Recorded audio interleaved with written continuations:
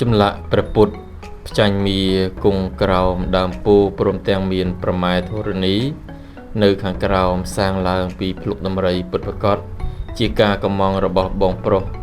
បាទហើយភ្លុកនេះគឺមួយកង់ធំតែម្ដងដែលយើងបានកាត់ធ្វើជូនបងហើយក៏មានជាប់សាច់នឹងពួននៅ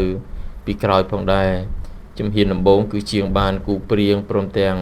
បាទចិត្តសាច់ចេញបន្តិចម្ដងបងប្អូនតម្រាំនឹងបានរូបរាងបាទដែលយើងបានឃើញរួចរាល់នេះ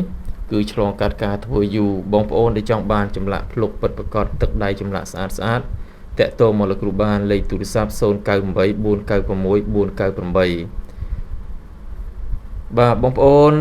ចម្លាក់នេះគឺមានការបង្កប់អត្ថន័យជាច្រើនការដែលព្រះពុទ្ធបាទលោកត្រាស់ដឹងបាទឲ្យផ្ចាញ់មានទាំងប្រម៉ែធរណីមកជួយការពារហើយព្រះពុទ្ធគង់នៅលើផ្កាឈូកមានបាទស្បូវដែលមាន